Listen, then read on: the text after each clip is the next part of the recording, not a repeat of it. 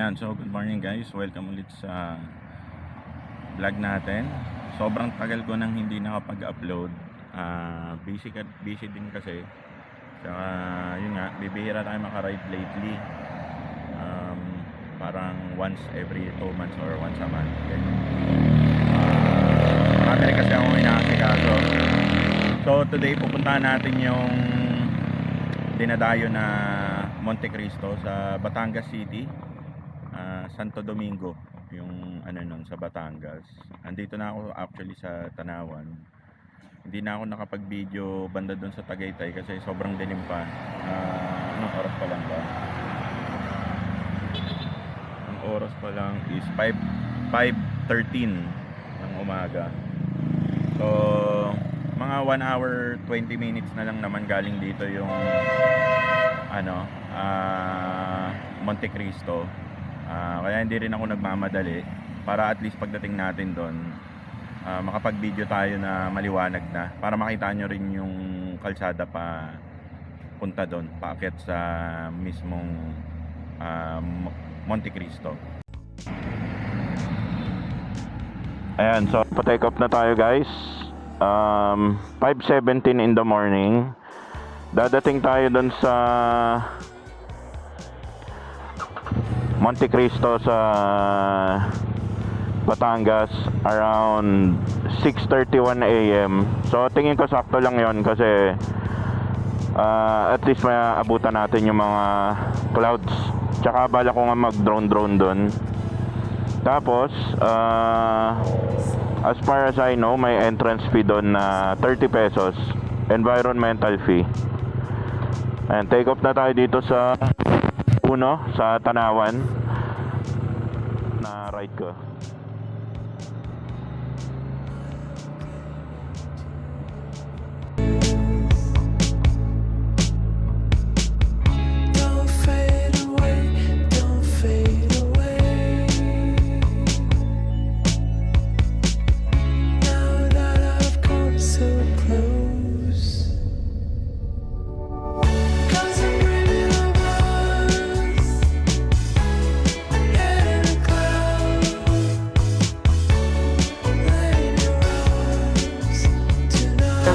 Yung Ibaan Ibaan Lobo Road. So bypass to yung dinaanan ko. Yung kalsada ganito yung itsura. Eto medyo maayos. Yung dun sa kabila yung malapit sa Batangas City, ang lalo yung mga pababa hindi pa masyadong maganda yung ilaw sa part na yon. So baka mabulaga kayo. Pero ito so far, pagtawid ko, wala pa naman ako na-experience na barag-barag na lubak. Tsaka wala rin pa ako napapansin na malalaking truck, so baka bawal din sila dito. Yan, bago tayo makit, bilhin na tayo ng biskwit tsaka mineral. Kasi baka wala tayong mabilhan doon. Para lang may ngangatain tayo sa habang nakatambay.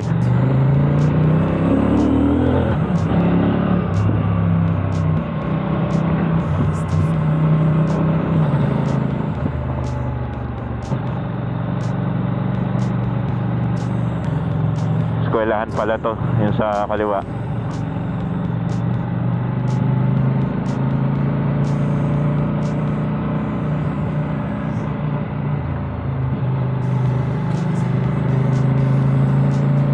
Tindahan yata ito.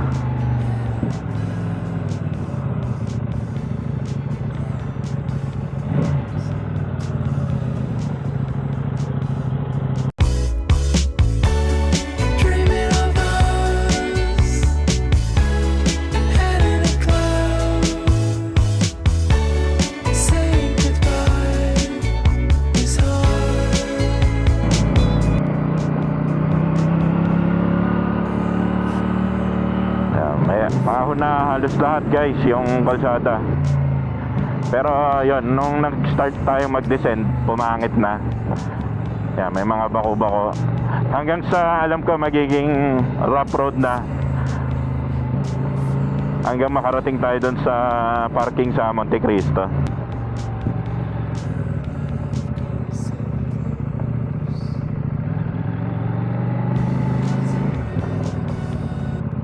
Dito na yata yung biniyak na bato. Saan kaya yun?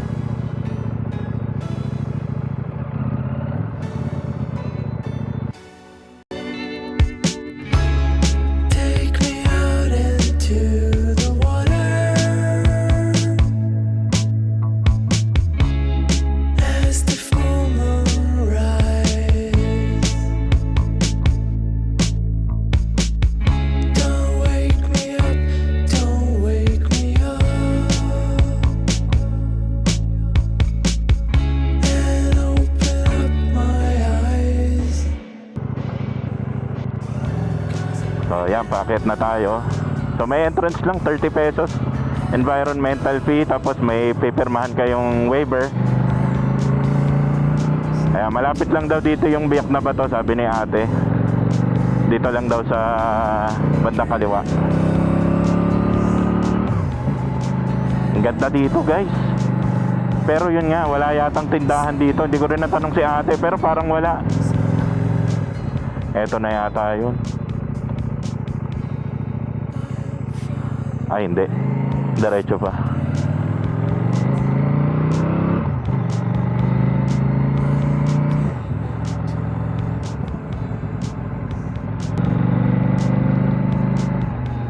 Eto na. So eto yung papunta ng Monte Cristo. Eto yung sa biyak na bato. Yee! Oh my God guys, ang ganda. Solong solo natin oh. Oh my God,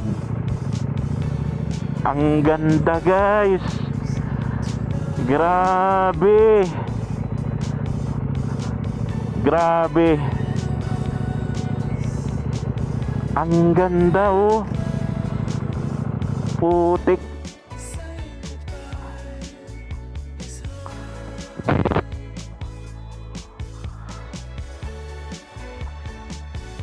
Pucha, ganda. Hindi pwedeng itagilid eh.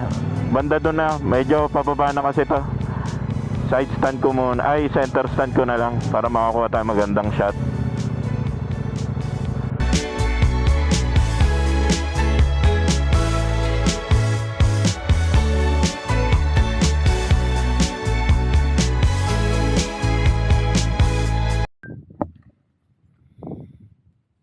Welcome back ulit guys. Nandito pa rin tayo sa biyak na bato dito sa Monte Cristo. Nag-drone kasi ako tsaka nag-picture. Tapos pag tatambay kayo dito guys, actually few minutes before ako umalis, may mga nahulog na bato galing sa taas. Ayan, yan yung mga nasa gilid na yan.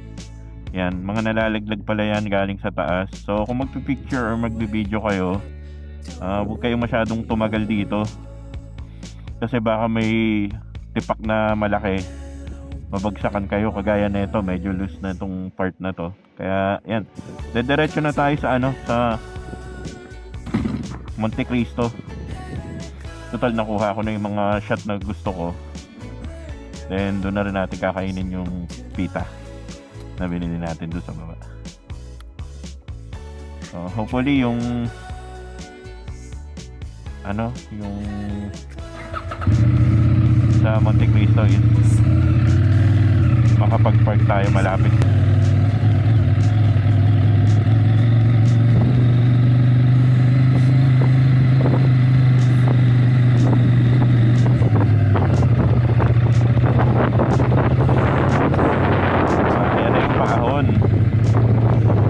Yan yung paahon na lupa. Maiksi lang naman.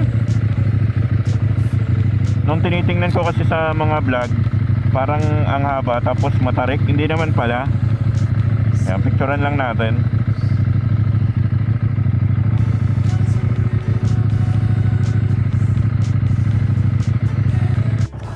Yan, kung gusto nyong so exit nga pala dito, palabas. So ahon muna tayo.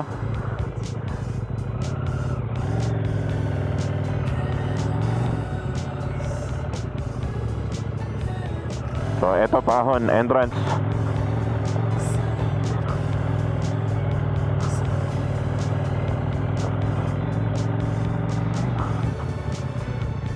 Meron dito. Pero may nakita ko sa video, try natin dumiretso kung ano meron doon.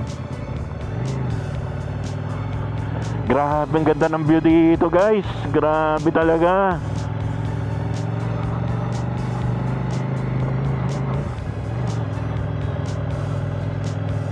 Yan, tingnan natin kung anong meron. Kasi may nakita ako sa video, parang wala na. Ano ba to?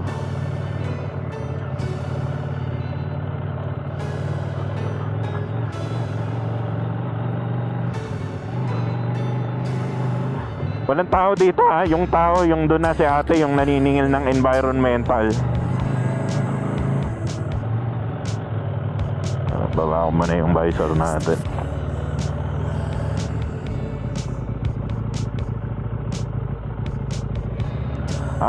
Okay. So ito, nakita ko to doon sa video. Mabagal lang ako kasi salong-salo yung araw. Alam ko yung dulo nito, parking medyo malapit na doon sa Monte Cristo.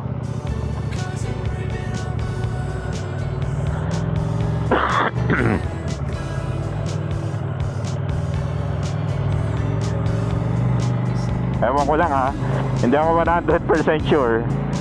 Ano lang, hula ko lang. Kasi may mga nakikita ako na vlog na yung motor nila malapit dun sa Monte Cristo. So ito lang naman yung kalsada na Pahon. So iniisip ko na eto na ngayon. Ewan ko lang kung makakapasok tayo. May mga heavy equipment dito.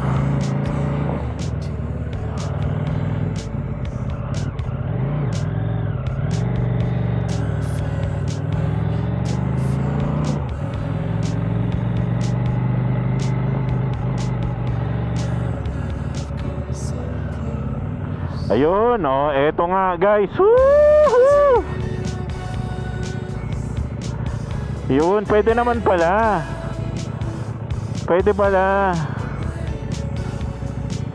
So try natin yung motor doon. Total may daanan naman. Pwede. Siguro pag weekend guys, eto hula ko lang huwag nyo akong ikot. Baka hindi sila nagpapaakyat ng mga motor dito. Oh my gosh. Grabe guys, tingnan nyo yung view. Oh my god, grabe, ang ganda. Grabe guys. Oh my god. Sobrang ganda. Perfect guys. Perfect na perfect. Oh my gosh. Ang ganda. So eto guys weekday kasi. So feeling ko kaya ako nakapasok weekday, walang nagbabantay. Feeling ko pag weekend, since maraming siguro turista na umaakyat dito, bawal siguro yung motor. May parking doon, baka mabilis mapuno, especially on weekend. So eto yung hagdan guys yung parking galing doon sa baba, tapos eto yung hagdan paakyat kay Jesus Christ. Oh my gosh, sobrang ganda guys. Tapos sana guys, pag bibisita kayo sa mga ganito, huwag kayo magkalat ng ganyan. Kasi dyan nagsisimula yung pinagbabawal yung mga turista, mga especially sa ating mga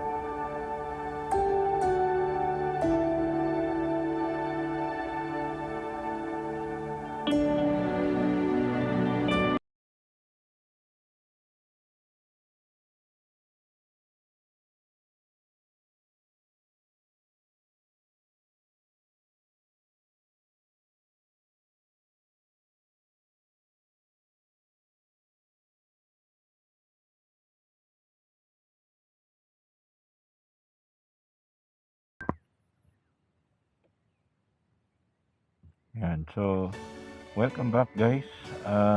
Time now is 8:20 in the morning. So, palis na ako.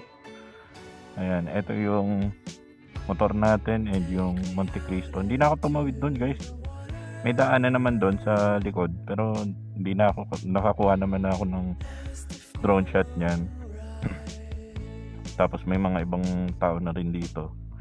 Ang ganda dito. So, ganitong oras, medyo mararamdaman nyo na rin yung init. Pero malamig pa rin naman.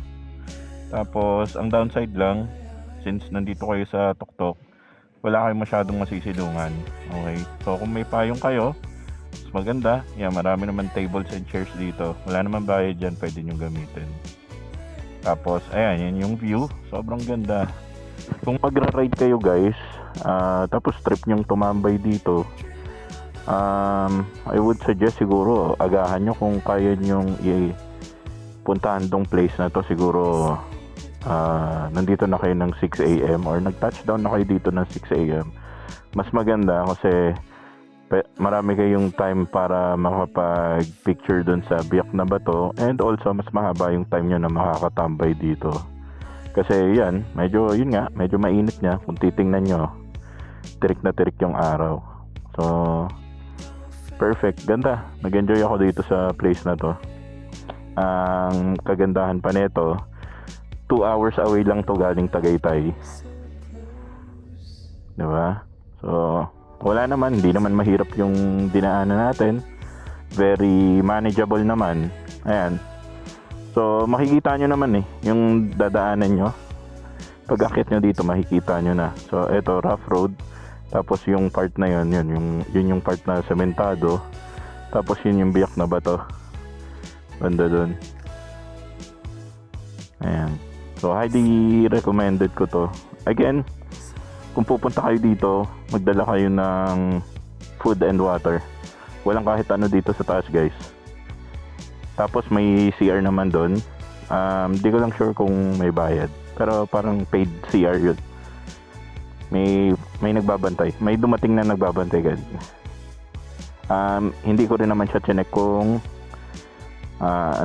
kung open kanina, kung nakalock.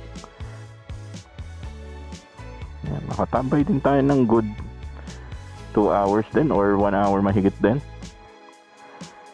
Okay. So,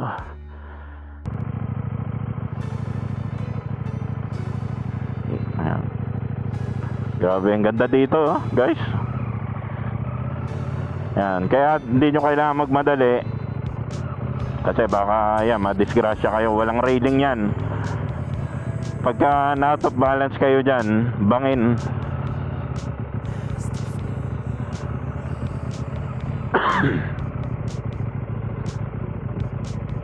Grabe yung view talaga dito guys. Paakyat, pababa, sobrang ganda ng view. Ito yung hagdanan guys, yung Monte Cristo. Yan, kung halimbawa puno sa taas, yan, dito kayo magpa-park tapos maghahagdan na lang kayo.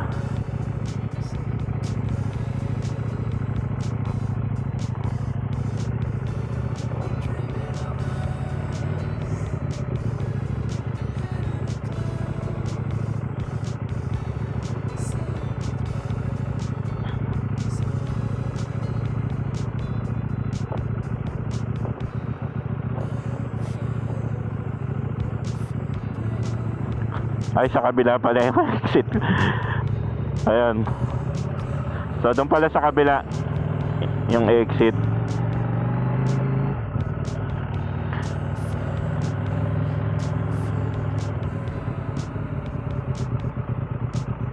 Kaya-kaya ng mga small bike. Kaya-kaya umahon. Alalayan nyo lang para hindi kayo madulas. Ayan, ito yung biyak na bato. Ito. Ayan. So, thank you so much, Monte Cristo. Ayan, palobat na rin yung camera natin. Dito ko na rin siguro tatapusin yung vlog natin. Sana nag-enjoy kayo sa video natin. Marami pang susunod to. Itong ano natin. Kung meron kayong masasuggest na lugar na pwedeng puntahan, yung pwedeng puntahan ng nakamotor, ayan, mag-comment lang kayo dyan. Susubukan nating puntahan isa-isa yan. So again, my name is Mark. Thank you so much sa pagsama sa akin today, and ride safe everyone.